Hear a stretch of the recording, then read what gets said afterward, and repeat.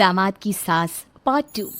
अब तक आपने सुना कि कावेरी जी अपनी तीनों बेटियों ईशा, मोहिनी और सुहाना की शादी 3 घर जमाई लड़कों के साथ करवा देती है। उन्हें लगता है कि ये लड़के शायद घर का कामकाज संभाल लेंगे, लेकिन उनके तीनों घर जमाई बहुत आलसी थे। वो नौकरी भी नहीं करते थे और बाहर का काम भी नहीं। कावेरी जी ने अपनी बेटियों से कहा कि वो प्रेगनेंसी का बहाना बनाकर अपने पतियों को सबक सिखाए। अब सुनिए आगे। मम्मी, आपने जैसा कहा था हमने वैसा ही किया, लेकिन देखिए ना, विवेक का हाल तो वैसा का वैसा ही है। घर में ना सुबह का नाश्ता बनता है और ना खाना। नौकरी पर जाने की बात करूं तो खाने को दौड़ते हैं मुझे।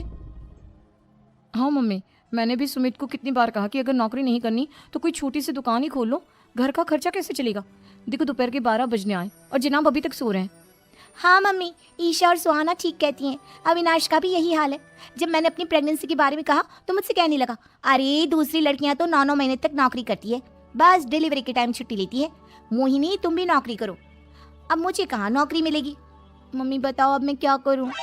हे भगवान, क्या सोचकर घर जमाई दामाद लाई थी मैं कि मेरी बेटियां मेरे पास रहेंगी और खुश रहेंगी, लेकिन इन आलसी दामादों ने तो हमारी जिंदगी को भी प्रॉब्लम में डाल दिया है। मैं तो कहती हूँ मम्मी, हम लोग वापस अपनी जॉब पर जाना शुरू कर देते हैं।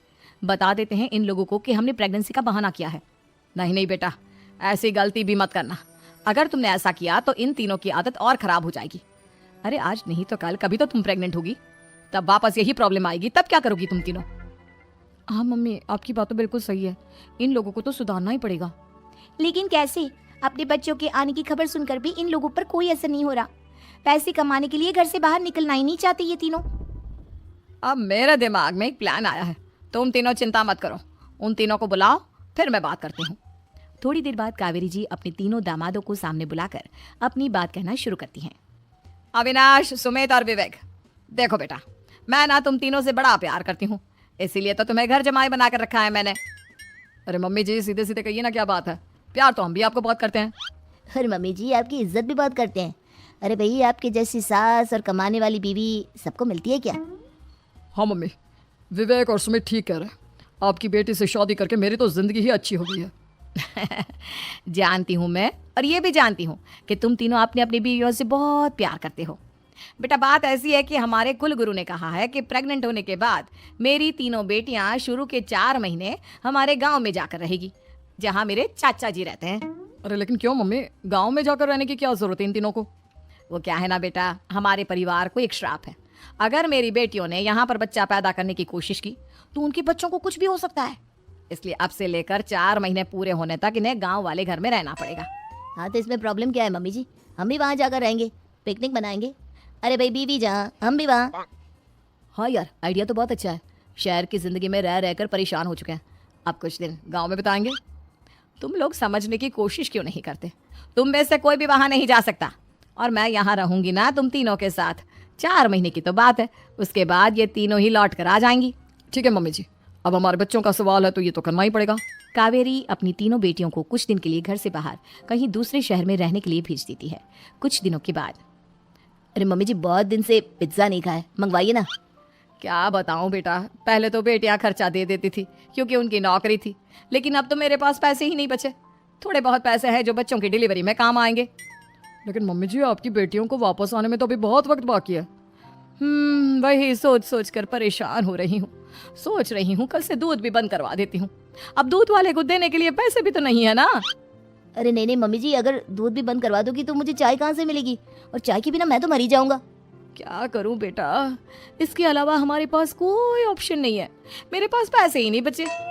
इस तरह कावेरी जी धीरे धीरे अपने तीनों दामादों को पैसे देना बंद कर देती हैं और घर में खाने पीने की चीजें लाना भी बंद कर देती है। अब वो तीनों बुरी तरह से परेशान होने लगे थे, और इसलिए एक दिन तीनों प्लान करके घर से बाहर निकलते हैं। और बाजार में जाने के बाद, यार अच्छा खाना खाए हुए कितने दिन हो गए, पता नहीं कब अच्छा खाना मिलेगा। हमारी बीवियों के जाने के बाद तो हमारी हालत भिखारियों जैसी हो गई है यार। कुछ भी हो, मुझे तो आज पिज्जा खाना ही खाना है। जेब में 1 रुपया नहीं और पिज्जा खाएगा, कहाँ से आएंगे पैसे? अरे देख, वहाँ सामने बोर्ड पर क्या लिखा हुआ है? कंप्यूटर पर काम करने के लिए एक आदमी की आवश्यकता है।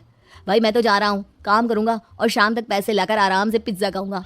जा जा, तुझे कोई काम नहीं देने वाला, हम तो घर जा रहे हैं। चल भाई सुमित।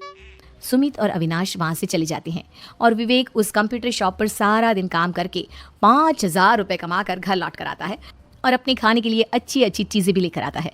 ये देखकर विवेक और सुमित के दिल में भी कुछ पैसे कमाने की इच्छा जागती है। अरे सुबह सुबह कहाँ चल दिए तुम?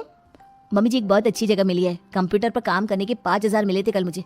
अगर रोज काम करूंगा तो पूरे 40,000 की तनख्वाह। अरे वाह, ये तो बहुत अच्छी बात है दामाद जी, आपको जाना ही चाहिए। सुमित और अविनाश विवेक को इस तरह तरक्की करते देखकर परेशान हो जाते हैं और वो दोनों भी काम की तलाश में निकल पड़ते हैं। धीरे धीरे उन दोनों को भी काम मिल जाता है। अब कावेरी के तीनों दामाद छोटी मोटी नौकरी करके अच्छा पैसा कमाने लगे थे। एक दिन कावेरी उन्हें अपने पास बुलाती है। अरे वाह, विवेक 40,000 कमा लेता है, अविनाश 60,000 और सुमित तुम भी 40,000 के आसपास कमा ही लेते हो। कुल मिलाकर तुम अच्छे खासे पैसे कमा रहे हो बेटा। हाँ मम्मी जी, बहुत मजा आता है जब महीने के एंड में मोटी रकम हाथ में आती है। पूछिए मत मम्मी जी, घर में रहकर रोटी बना बना कर और तो जैसा महसूस होने लगा था मुझे तो। हाँ बेटा, तुम तीनों की बात तो बिल्कुल ठीक है। और जानते हो, अब तुम तीनों की पत्नियां भी वापस लौट कर आने वाली है। लेकिन मम्मी जी अभी तो उन्हें गए सिर्फ 2 महीने हुए हैं, आपने तो कहा था वो 4 महीने के बाद लौट कर आएंगी। ऐसा कुछ नहीं है बेटा, मैं सिर्फ तुम तीनों को सबक सिखाना चाहती थी कि आदमी घर में बैठकर बीवी की कमाई खाता हुआ अच्छा नहीं लगता। इस दुनिया में हर इंसान को मेहनत करनी चाहिए, काम करना चाहिए, चाहे वो औरत हो या आदमी, ताकि अपने परिवार को संभाल सके। कावेरी की बात सुनकर उन तीनों को अपनी गलती का एहसास होता है और कावेरी उन्हें सच बता देती है कि ईशा, सुहाना और मोहिनी शहर में ही कहीं दूसरी जगह रह रहे थे। शाम के वक्त उन तीनों की पत्नियां लौट कर आ जाती है और कावेरी जी का परिवार एक खुशहाल परिवार की तरह रहने लगता है।